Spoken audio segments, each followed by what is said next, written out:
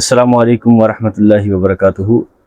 موجودہ دور میں جہاں امت مسلمہ بہت سے فتنوں سے نبرد آزما ہے، وہیں ایک اہم فتنہ انکار حدیث ہے، اور اسی فتنے کے متعلق، اس کی تاریخ کے متعلق بات کرنے کے لیے ہم موجود ہیں۔ اس وقت میرے چچا جان بھی ہیں اور مفتی جامعہ رحمانیہ ملتان 14 نمبر چنگی شیخ ابو عبد الرحمن نوید بہاولپوری صاحب حافظ اللہ، جو کہ فتنہ انکار حدیث پہ اچھی دسترس رکھتے ہیں۔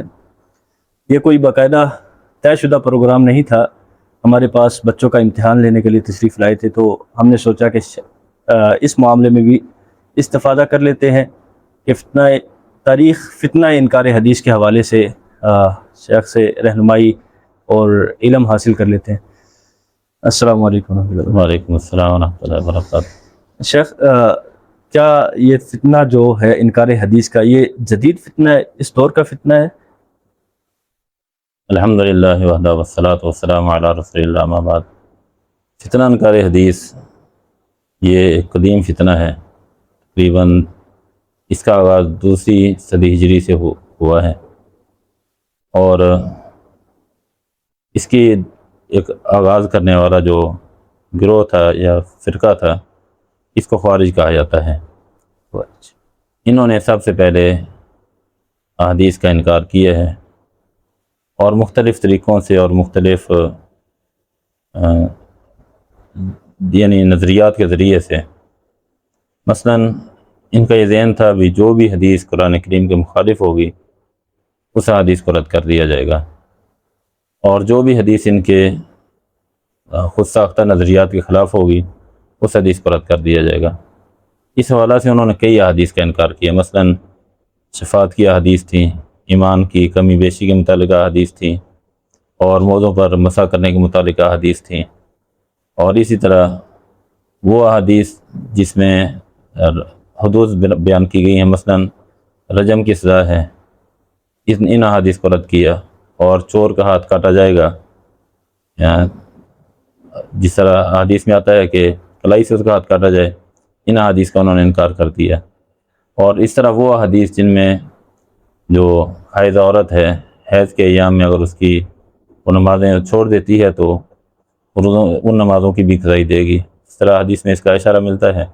الغرض بے شمار حدیث تھی جن کا انہوں نے سرے سے انکار کر دیا۔ اس طرح حکمرانوں کی اطاعت اور ان کی اتباع کے متعلق جو حدیث تھیں، ان حدیث کا بھی انہوں نے انکار کیا ہے۔ تقریباً ایک پوری فہرست ہے جن حدیث کا انہوں نے انکار کیا۔ اور پھر آگے جو فتنہ جو ہے ان کے بعد معتزلہ نے زیادہ، یعنی اس فتنے کے بعد معتزلہ نے انکار حدیث کا جو ہے وہ آغاز کیا۔ یہاں میرا جہاں تک خیال ہے کہ موجودہ منکرین حدیث بھی عموماً معتزلہ کے اصول اپنائے ہوئے ہیں، کیا ایسا ہی ہے؟ اصل میں جو موجودہ منکرین حدیث ہیں اور جو قدیم تھے، ان میں کچھ فرق بھی ہے۔ جو قدیم منکرین حدیث ہیں وہ زیادہ تر بنیاد پرستی، عقل پرستی، یا پھر یونانی فلسفے سے متاثر ہو کر انہوں نے حدیث کا انکار کیا۔ لیکن جو جدید متاثرین ہیں، اکثر طور پر ان کی انکار حدیث کی جو وجہ ہے وہ جہالت کی بنیاد پر ہے، یا اپنی خواہشات نفس کی بنیاد پر انہوں نے حدیث کا انکار کیا ہے۔ کیونکہ یہ لوگ جو نہ تو یونانی فلسفے کے ماہر ہیں، نہ ان کے پاس یونانی فلسفے کا علم ہے، اور نہ ہی یہ منطق اور جو عقلیات کا علم تھا اس کے ماہر ہیں۔ گویا کہ انہوں نے حدیث کا انکار کیا اپنی صرف اور صرف خود ساختہ نظریات کی وجہ سے، یا پھر اپنی جہالت کی بنیاد پر، یا پھر خواہش نفسانی کی وجہ سے۔ اچھا، بس اوقات جو موجودہ جو منکرین حدیث ہے وہ سائنس کا حوالہ دیتے ہیں حدیث کا رد کرنے کے لیے، یہ پھر ہم یوں ہی سمجھے جیسے قدیم منکرین حدیث تھے وہ یونانی فلسفے کا حوالہ دیتے تھے اور موجودہ سائنس کا۔ اصل میں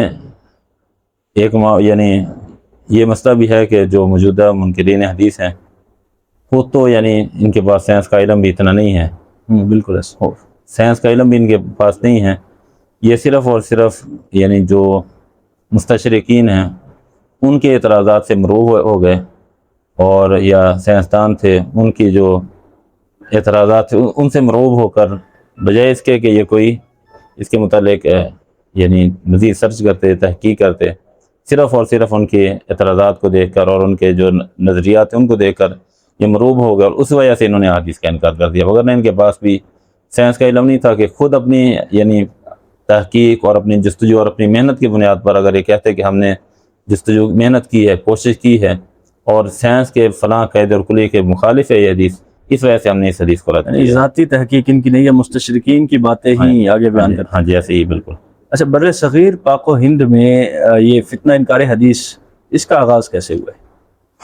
برصغیر پاک و ہند میں سب سے زیادہ جو اس کے پہلے جو مرتکب ہیں یا سب سے پہلے حدیث کا انکار کرنے والے ہیں سر سید احمد خان ہیں۔ سید احمد خان۔ سر سید احمد خان نے جہاں احادیث کا انکار کیا ہے وہاں قرآن کریم کے اندر جو انبیاء علیہم الصلوات والسلام کے معجزات بیان کیے گئے تھے ان کا بھی انہوں نے انکار کیا۔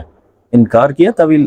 ان کا انکار بھی ہے، انکار بھی اور تعویل انکار بھی ہے اور تعویل بھی ہے، اور پھر اس طرح فرشتوں کا انکار، جنات کا انکار، جنت اور جہنم کا انکار، یہ اور اس کے مختلف یعنی گویا کہ تعویل نہیں، تعویل سے بڑھ کر آگے وہ تحریف تک، اور تحریف سے آگے بڑھ کر وہ تعطیل تک پہنچ گئے۔ انکار جو سر سید احمد خان نے کیا ہے، اس انکار کے پیچھے بنیادی وجہ کیا تھی؟ کس بنا پہ انہوں نے معجزات کا، فرشتوں کا، احادیث کا انکار کیا؟ ان کی بنیادی وجہ جو ہے وہ عقل پرستی یا پھر مغربی تہذیب، یورپی تہذیب سے متاثر ہو کر، اور وہاں کے جو یعنی ان کے ساتھ تعلقات تھے، یعنی جو یورپین تعلیم یافتہ لوگ تھے، یعنی ان سے مرعوب ہو کر انہوں نے بھی ایسے کیا۔ ان کے بعد سر سید احمد خان کے بعد پھر مزید اس کو پروان چڑھانے والے لوگ؟ سر سید احمد خان کے بعد برصغیر میں عبداللہ چکرالوی صاحب تھے، اور اس طرح مولوی چراغ الدین صاحب تھے۔ انہوں نے بھی، جو عبداللہ چکرالوی صاحب تھے پہلے اہل حدیث عالم تھے، اور اہل حدیث مشہور مسجد لاہور میں چینیاں والی وہاں کے خطیب تھے، تو انہوں نے پھر کلی طور پر حدیث کا انکار کیا، مکمل طور پر یعنی انکار حدیث کی طرف چلے گئے۔ ان کے بیٹے تھے، ایک کا نام ابراہیم تھا اور ایک اور بیٹا تھا، اس کا نام فی الحال میرے ذہن میں نہیں ہے۔ تو یہ اہل حدیث اور سلف صالحین کے منہج کے اوپر عمل پیرا تھے۔ یہ اپنے باپ کے پاس گئے تو ان کا باپ جو ہے وہ تکیے کے ساتھ ٹیک لگا کر بیٹھا ہوا تھا، اور جب انہوں نے اس کے ساتھ بات کی تو اس نے کہا کہ جو اللہ تعالیٰ کی کتاب کے اندر میں حلال پاتا ہوں اس کو حلال سمجھوں گا، اور جو اللہ تعالیٰ کی کتاب میں جس کو حرام پاتا ہوں اس کو حرام سمجھوں گا۔ الغرض جو نبی کریم صلی اللہ علیہ وسلم کی پیشین گوئی تھی کہ رسول اللہ صلی اللہ علیہ وسلم نے، نبی کریم صلی اللہ علیہ وسلم نے فرمایا تھا کہ ایک آدمی جو تکیے کے ساتھ ٹیک لگا کر بیٹھا ہوگا، اور یعنی مفہوم اس حدیث کا یہ ہے کہ وہ حدیث کا انکار کرے گا، تو بالکل وہ پیشین گوئی اس آدمی کے اوپر پوری ہوئی۔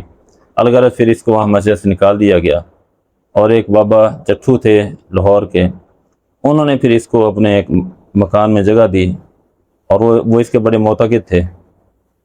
جس طرح علماء نے لکھا ہے، خصوصاً جو دعا میں حدیث ہے اس کا مقدمہ پڑھیں، اور اس طرح شیخ زبیر علی رحمہ اللہ کی جو مشکات کی شرح انوار المصابیح، اس کے یعنی جو حجیت حدیث، یعنی جو ابتدا میں نبی کریم صلی اللہ علیہ وسلم کی حدیث کے متعلق، اور باب الاعتصام میں بالکتاب والسنہ اس کے متعلقہ جو حدیث ہیں انہوں نے بھی اس میں اس کا واقعہ ذکر کیا ہے کہ بابا چٹھو نے جب اس کو اپنے مکان میں جگہ دی تو ایک دن بابا جی اس کو دیکھنے کے لیے گیا تو یہ ایک انتہائی کبیر فعل کا مرتکب یعنی ارتکاب کر رہا تھا، انتہائی کبیر فعل کا ارتکاب کر رہا تھا۔ تو خیر بابا جی نے اس کو دیکھا تو وہ بہت ہی زیادہ غمگین ہوئے، انہوں نے کہا ابھی یہ کیا کرے؟ اس نے کہا، اس نے فوراً یاد پڑھ دی، فمن استر غیر باغ مراد فلا اثم علیہ۔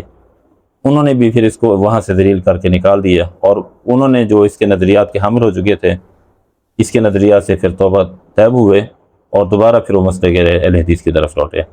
الغرض یہ پھر انتہائی ذلت اور رسوائی کی موت مرا۔ اور پھر اس کے بعد علامہ عنایت اللہ مشرقی ہیں اور عنایت اللہ اصری صاحب تھے، انہوں نے اہل حدیث تھے، اپنے آپ کو اہل حدیث کہلاتے تھے، لیکن ان کے نظریات کے اندر بھی یعنی حدیث کا استخفاف اور عقل کی بنیاد پر حدیث کو ٹھکرانا، یہاں تک کہ انہوں نے ایک کتاب لکھی عیون زمزم، جس میں عیسیٰ علیہ السلام کے جو معجزات ہیں ان کا انکار کیا اور باقاعدہ طور پر سیدہ مریم علیہ السلام کے نکاح کو ثابت کرنے کی کوشش کی، اور عیسیٰ علیہ السلام کی پیدائش کو انہوں نے عقل کی منافی قرار دیا۔ عقل یعنی کہتے ہیں عقل نہیں مانتی کہ بغیر باپ کے کوئی بچہ پیدا ہو سکے۔ خیر، اس کا جواب مولانا عبد الرحمن کیلانی رحمہ اللہ نے جو ہے وہ عقل پرستی اور انکار معجزات کے نام سے بڑا زبردست طریقے سے دیا ہے، وہ کتاب پڑھنے کے لائق ہے۔ اور پھر آگے یہ سلسلہ چلا ہے، غلام محمد پرویز تھا، اس نے حدیث کا انکار کیا۔ تو مین وجہ یعنی کچھ یہ لوگ جو تھے اس وجہ سے بھی مروب تھے کہ اگر ہم حدیث کو پڑھتے ہیں تو حدیث کی وجہ سے معاشرے کے اندر فرقہ پرستی پھیلتی ہے۔ ایک یہ وجہ بھی تھی ان کا اعتراض تھا حدیث کے اوپر کہ معاشرے کے اندر فرقہ پرستی پیدا ہوتی ہے، حالانکہ اہل قرآن کے خود بہت سے فرقے بن گئے۔ یہ وجہ ہے کہ اہل قرآن کے کئی فرقے ہیں۔ جو عبداللہ چکرالوی تھا یہ صرف نماز میں قیام کا قائل تھا، رکوع اور سجدے کا قائل نہیں تھا، اور بعض منکرین حدیث تھے 2 نمازوں کے قائل تھے، بعض منکرین حدیث تھے وہ صرف 3 نمازوں کے قائل تھے۔ پرویزی تو ہاں، اور کچھ یعنی سرے سے نماز کے منکر تھے۔ یہ پرویزی غالباً ہاں سرے سے نماز کا منکر ہے۔ ہاں، پر جو غلام احمد پرویز تھا اس نے صلاۃ کا معنی کچھ اور لیا ہے کہ ایک یعنی نظام کو قیام کرنا، نظام میں صلاۃ کا نماز صلاۃ قیام کرنا۔ نظام صلاۃ۔ اچھا، غلام احمد پرویز یا جتنے بھی منکرین حدیث ہیں، اس حوالے سے جو ہمارے سامعین ہیں ہم ان کے گوش گزار یہ بات کر دیتے ہیں کہ ہم ان کے دلائل کا رد نہیں کر رہے، نہ ہم ان کا رد کریں۔ ہمارا جو موضوع ہے وہ فتنہ جو انکار حدیث ہے اس کی تاریخ ہے۔ اس بنا پہ ہم صرف تاریخ بیان کریں گے کہ ابھی تک غلام احمد پرویز اور اس کے بعد جیسے جاوید احمد غامدی، کیا یہ بھی منکرین حدیث میں شمار ہوتا ہے؟ جاوید احمد غامدی کا شمار بھی منکرین حدیث میں ہے، کیونکہ اس نے جو سلف کے متفقہ عقائد ہیں ان کا انکار کیا۔ مثلاً عذاب قبر کی والی جو احادیث ہیں ان کا انکار ہے، پھر نزول مسیح والی احادیث ہیں ان کا انکار ہے، اور پھر اسی طرح اور بھی رجم کا بھی انکار اس میں، رجم کا بھی انکار ہے، اور داڑھی کی والی جتنی بھی احادیث ہیں ان کا بھی انکار ہے۔ بلکہ جہاں تک میں نے سنا ہے کہ یہ غامدی صاحب حدیث کو سرے سے حجت ہی نہیں مانتے دین میں۔ بالکل ایسے وہ کہتے ہیں کہ اس سے عقیدہ نہیں بنا، حدیث سے عقیدہ یا عمل نہیں لیا جا سکتا ہے۔ جس طرح ایک تاریخ، اس کو حدیث کو تاریخ کی حیثیت دیتے ہیں، جس طرح ایک تاریخ ہوتی ہے حدیث کا بھی ان کے نزدیک وہی مقام ہے جس طرح ایک تاریخ کا مقام ہے۔ یہاں